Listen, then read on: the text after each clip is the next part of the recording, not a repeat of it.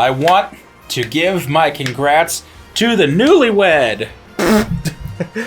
Well, I guess you're not wrong on that front.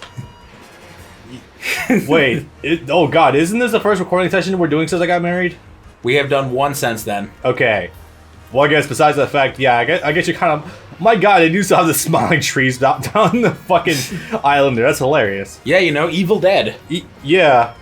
It's kind of funny to think that now I am actually a few episodes into Thriller Bark, and seeing this is just like, huh, there's a lot of smiling trees in One Piece when you get down to it. Weird.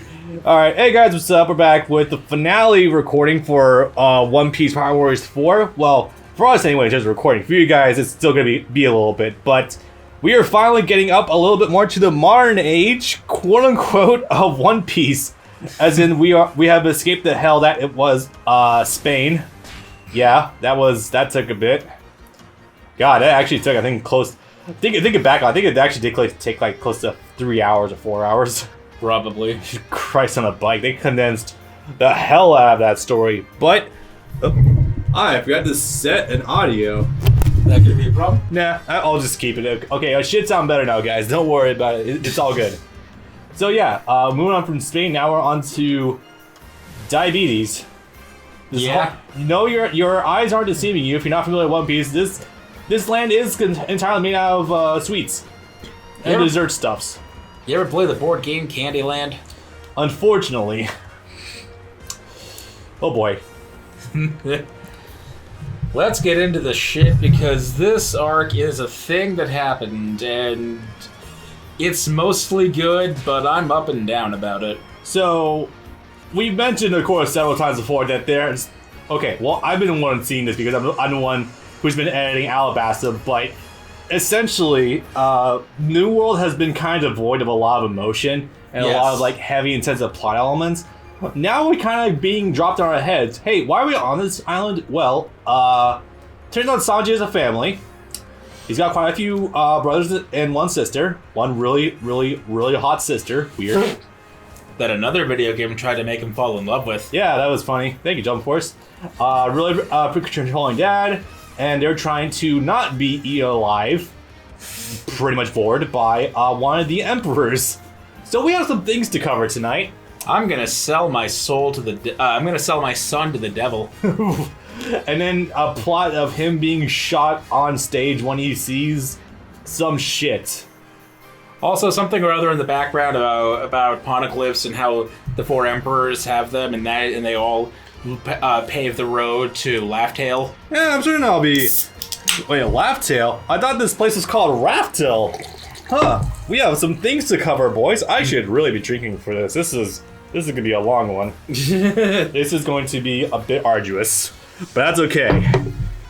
So... Don't worry, we can wrap the next one up in about an hour. It's only half this long. Also, I would like to also mention for the fact that this is where originally with I keep forgetting the prior level's name. What the hell was it called again? Fuck. Dressrosa? Dressrosa. I've been so busy with Thriller Bark. Fuck. Dressrosa, I knew a few plot elements of and how things roughly fell into place because it took that goddamn long. And thanks to like Power Warriors 3 episode Sabo, I had a rough idea of how things were falling into place. This is where I have no fucking clue what's happening. and to reiterate, yes, I have completed this game already, and I didn't skip any cutscenes, but it's still a bit messy. These games don't do anything to actually explain anything to you. No. You're also going to see that, especially with the opening cutscene. I think we actually do get a recap of Punkcast. I'm not thinking about it. That would have been last time. Yeah. Anyway, so last time, Luffy unlocked a balloon form. We got 5,000 new fresh-faced recruits. There's things pulling this guy there. Oh boy. Again, I have no fucking clue what's happening at this point in time. But I did take note of this. Bartolomeo and Cavendish are... Okay, I guess they have some of them. Representative of the Straw Hat Grand Fleet, consisting of 5,000 men across, like, 10 different crews. 5,000 men! Sorry, that just hit me as funny because the time when Griffin was wrapping up the war with Shooter using the Band of Hawk, they were at 5,000 men too. Beautiful. I just found that kind of funny. Sorry. Assuming these guys are going to be sacrificed to the God Hand. People keep assuming that they're going to be the ones that come in and save the day against Kaido, since it's like we have 3,000 samurai against like 30,000 of the beast pirates. So we probably need a couple more guys. One would think. But that hasn't come to pass yet. Oh, hi, Jack. Probably the third and final DLC character for the Wano pack. And also one of the worst enemies to fight in this game. Holy shit. It's really funny that we're recording this today because we also got the news and screenshots that the second character for the Wano pack is going to be Kiku. And last time we talked about how the first character was Kinemon. So, isn't it fun to talk about a game while it's still alive and getting DLC? Yes. One of the reasons why we can't touch Jump Force for a long ass time. Because, oh man, that's going to take forever to actually get all the DLC out. Oh yeah, we also got the revelation on who the last two DLC characters for Jump Force Season 2 are, and my god, are they boring. Hey Kinemon, I'm not sure. We've seen them like once before. I don't think we actually saw him in all in Dressrosa in this game. No, which is funny because he's there. He plays a major role. He's kind of the reason we're there. He's there to pick up Kanjuro, who had been imprisoned. Oh god, I keep forgetting about all the old weird silhouettes of Oden before we got his actual design. Oh yeah, also Momonosuke, who I'm pretty sure we definitely didn't see any of, even during the Punk Hazard flashback. Oh hey, this is the second person who now wants Kaido dead. It seems all roads are leading to that one big dragon man. Interesting. I'll remind you, the first person who ever said Kaido's name was actually Law. Yes, I remember that. That was during Punk Hazard, right? Yes, that was when they formed their alliance. Yeah. The Straw Hat and what the hell? Heart Pirates alliance. Yep. Was to take down a warlord, or a warlord. No, fucking damn it. Was to take down an emperor. And Nami practically crapped Frankie's pants at the thought. Oh yeah, fun body switching times. Damn, that was so long ago. Oh, you're actually going into this with Carrot. Okay. This was actually the demo stage in all of the press release events before the game was released. Oh yeah, it was. This when everyone was showcasing how insanely dumb Gear 4th Luffy is. Yep. Oh, there he is over there. Yeah, I see him. This is why you don't zoom in all the way sometimes. You can't see him. Can't see the corners, yeah. Oh, man. Wait, so your PS4 doesn't have a solid-state drive in it, right? It has a solid-state hybrid drive. 2 terabytes. It's surprising it still takes this long to load. What solid hybrid means is that if you load something a lot, then that thing will be stored in memory and load way faster. It has to be it's advertised primarily as being used for like FPS games where you're constantly loading into the same maps online and whatnot. Okay. Where something like Battlefield takes like 3 minutes to load, and this would bring it down to like 2 minutes. Such an improvement. I mean, yeah. Anyway, so this is a new character that we have tag along with us. Oh yeah, we kind of skipped over Zoe, the Zunisha, the big elephant that had band of animals living on it. Yeah. Animal, human, people, hybrid things called minks. Of course. And they're not the first ones we've met, actually. The first ones that I'm sure there are some in Old World, but the first ones that we met proper were actually some of Big Mom's crew who, not appearing in this game, we actually met in Fishman Island. Huh, wow. That was a good amount of time beforehand, actually. Oh, dude, they foreshadowed, in Fishman Island, they foreshadowed Pudding. They also showcased Big Mom in silhouette way back then, too. They foreshadowed Pudding. Pudding cameoed with all of her eyes visible. Oh, Jesus. Yeah. Wow, that is well beforehand. Oh, hey, look at these people. They look kind of familiar. Huh. Why are they doing the scribble on eyebrows thing that Sanji does? That's kind of bizarre. Weird. That guy has his face. Oh, Nelly. So their introductory scene is very funny because Luffy can't cook, and he's like, with Sanji gone, I'm gonna have to be the one to cook, even though Nami's right there and did the cooking before they got Sanji. Yeah. I'm gonna throw literally everything we have in the kitchen all at once into one big pot. You think that among the rest of the Straw Hats, they'd be okay-ish at cooking? It's because Luffy beat them to the punch while they were doing something else. Yeah. Yeah, I guess so. At that point... I'm gonna mix chocolate with fish and chicken and all this crap, and it's gonna be delicious, disgusting. And I just threw up in my mouth a little bit. And so Luffy... And Sanji has a sister. To think, there is... I don't want to get too cruel on Sanji here. There is one woman in the world that Sanji would not mac on. Trust me, I've been going through Thriller Bark. I am experiencing the pain that you have voiced in Alabasta. It's pretty bad so far, but yeah. You haven't gotten to the Sanji bits well, yet. it was already pretty bad with him macking on the wife character from that one Sindri. Yeah, Sindri. That was pretty bad. Yeah. I am fully prepared for it to get way worse. So Luffy ends up poisoning himself. They happen upon Yonji and Reiju. Wait, did he poison himself from just trying to eat random shit? Yes, from the pot of bread and chocolate and fish and chicken and crap. Okay, I expect all of it to at least be cooked or something, but nah, bro, I'm gonna give myself cholera. Why not? He cooked it all together in one big cauldron. Boy, oh boy. And he ate some of it, and it poisoned him, and he was starting to dying. And then they happened upon Reiju, and Reiju happens to have a certain ability. Poison Pink. She went. She jumped over to him and started sucking throat. As in sucking the poison out of his throat. There was a purpose to that, and admittedly, it did give a very hilarious reaction for Nami. I will totally admit that. And it lasted like 2 full minutes in the anime.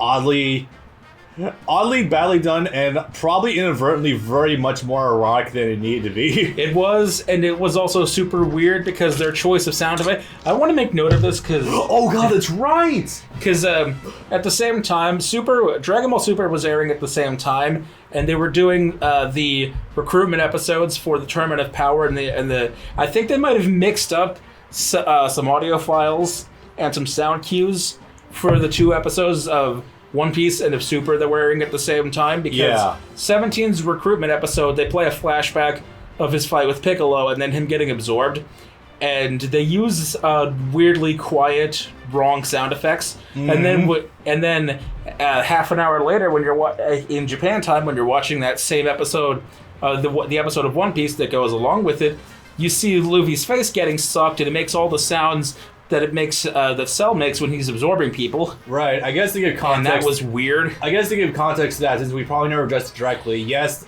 One Piece and Dragon Ball Z are made by the same animation studio, Toei Animation, and very often, and I mean very often, they will use direct sound effects from Z.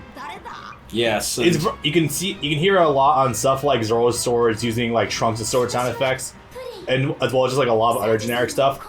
So that's just the funniest thing. Yeah. Oh, and this. We'll get to this in a minute. So yeah, that was super weird, and I think someone fucked up in editing and they just swapped the sound files. They'll probably fix it in a release, I don't know. But yeah. Because it was super distracting. Yeah.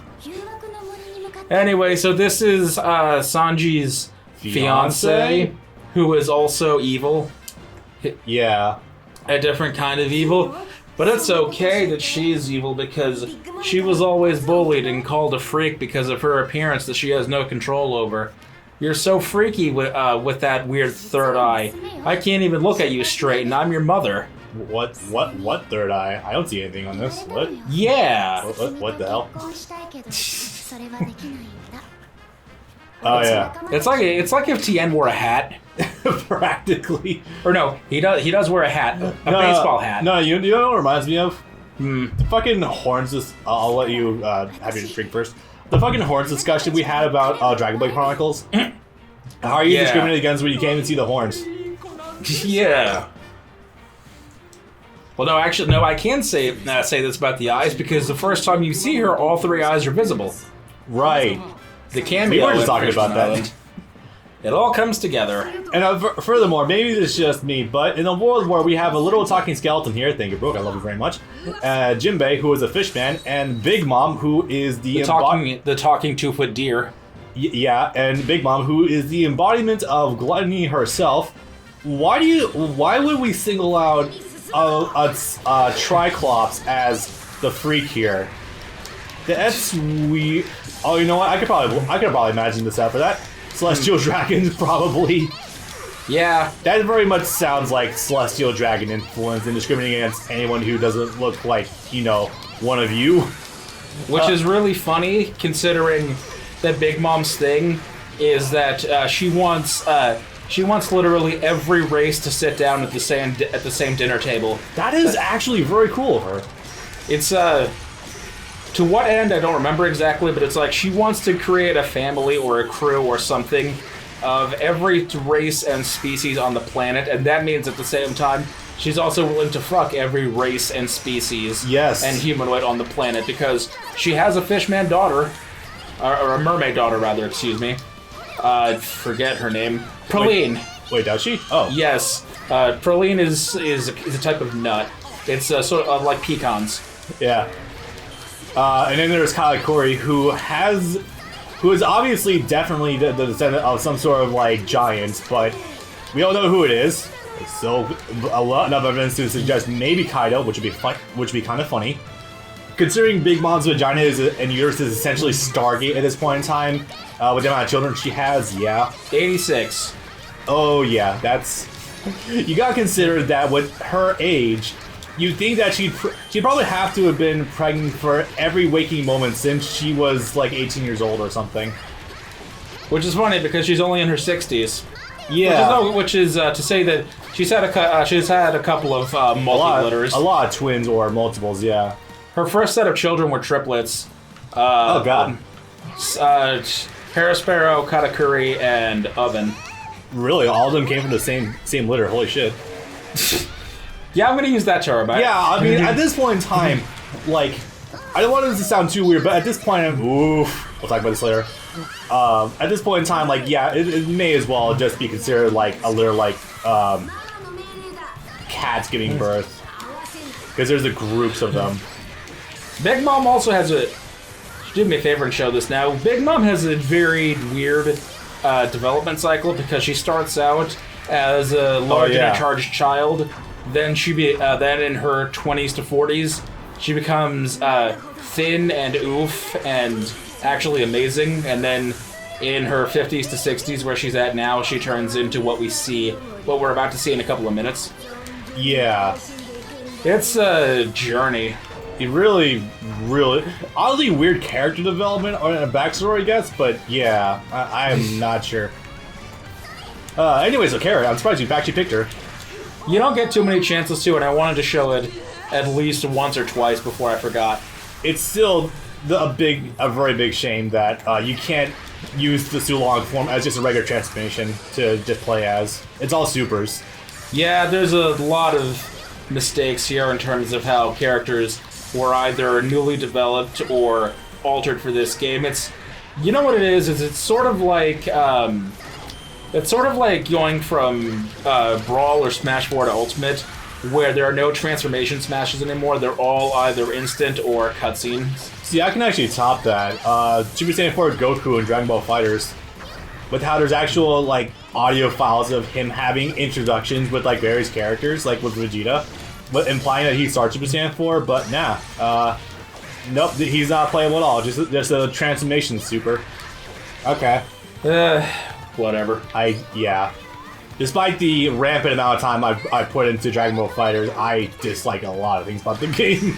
Anyway, that's irrelevant for right now. We're talking about another Toei animation. There you go. I'm slowly but surely getting better at it in transitions. Anyway, so Luffy question marks. You probably addressed that a lot sooner.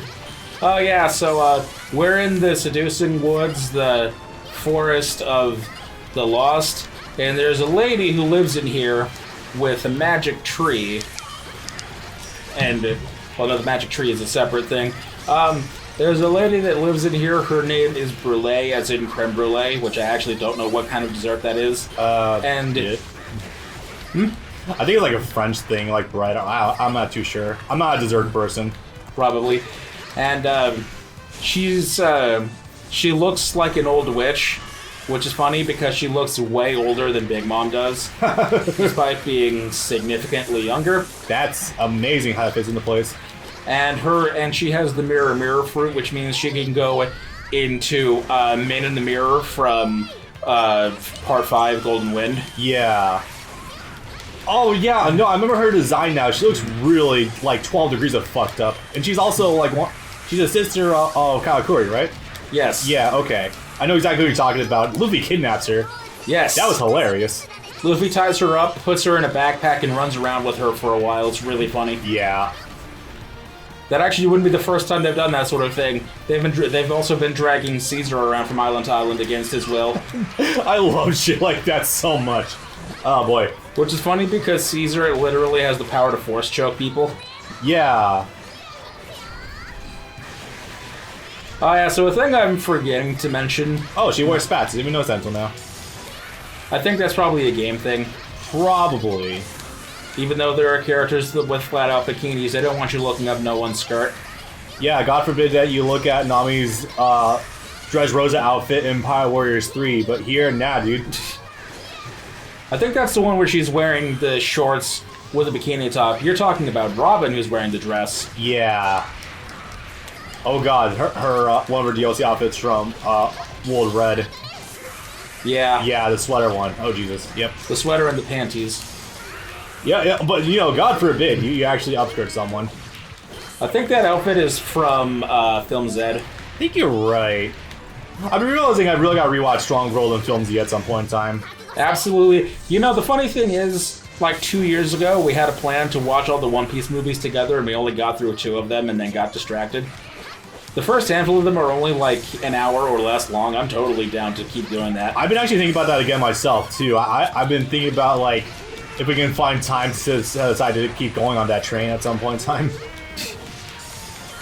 Because there is a history of that shit that you would never see in regular releases. Disappointingly so, there's some fun stuff in there. You know, we were talking about it earlier when we first got out of the car. Hey, Funimation, you know how you were dubbing other One Piece stuff during the anime hiatus? You know what would have been really cool is if you dubbed some of the movies. Release them in packs of maybe 3 or 4. Some of the really fucked up movies as like almost like an art house experiment. That'd be kind of cool. The horror movie that was really good. Yeah. We're the idea people. You gotta hire us. Yeah, definitely. I am okay with being accepted to your drawing board. Why not? So anyway, the Luffy clones are being spawned by Parasparrow, right? Brulee. Brulee, okay. But they are, right? Yes. Okay. And this is probably the worst game mechanic in the whole game. Yeah. Because this gets used ad nauseum, not only in story mode, but also a lot of things in Treasure Log. Treasure Log as well. And it is the actual goddamn worst. Well, besides trying to fight Jack on higher difficulty, but you know, that too. Oh, trust me, we'll get our fill of fighting Jack. That's one of the reasons why I do thoroughly enjoy playing Karakuri, because he's one, because of the incredibly strong damage he has access to, and self-healing. So if you accidentally take a straight hit or two, oh no, I can just back up and heal, whatever. Hey, there she is. And almost. And the good thing is, despite that we're doing strictly story mode, we can use him for 1 level in Wano, quote unquote. Yes. And that's gonna be amazing. God, that the game original Wano story really kind of caves in on itself immediately, doesn't it? Yeah. I don't care. It's funny.